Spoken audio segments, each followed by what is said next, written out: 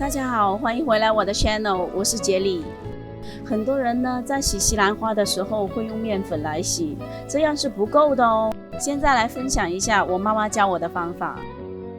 我会用1勺的小苏打，1勺的盐，这2种东西加在一起就可以完全的杀死西兰花里面的虫子和虫卵了，还能把残留的农药彻底的清洗掉哦。我会把西兰花泡在水里大概10分钟左右，浸泡的时候尽量把西兰花立起来，这样才能确保完全杀死虫子和虫卵哦。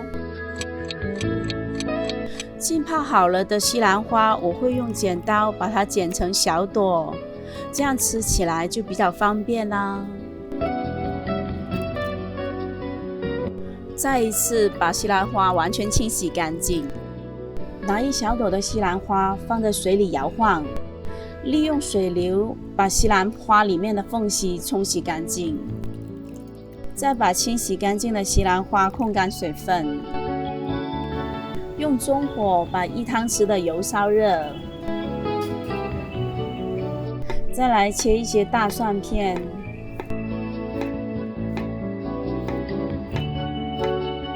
还有几片姜片，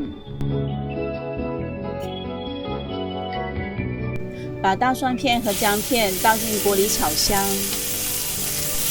哇，好香啊，是我最喜欢的姜蒜味道哦。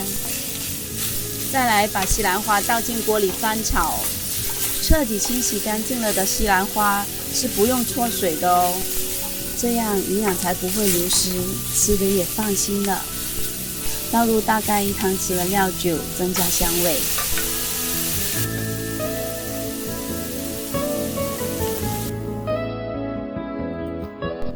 罐头鱼，我会用叉子帮忙把它撕成小块。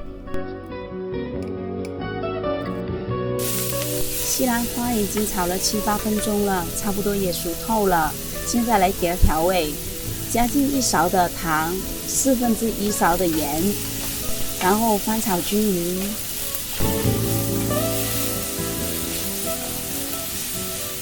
然后加入大概20毫升的水，让调味料完全融入到西兰花里面。再把西兰花拨到一边，然后倒入罐头鱼，把它炒香。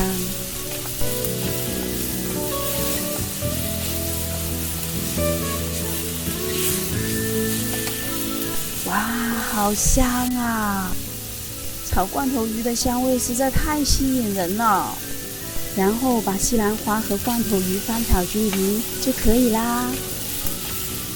哇，看到已经觉得肚子好饿哦。你们是不是也很想吃呢？那就不妨也试煮一下吧。如果你也喜欢我的影片，请你按赞、留言和订阅我的 channel， 还要记得按下旁边的小铃铛哦。谢谢您的观看，我们下一期影片再见，拜拜。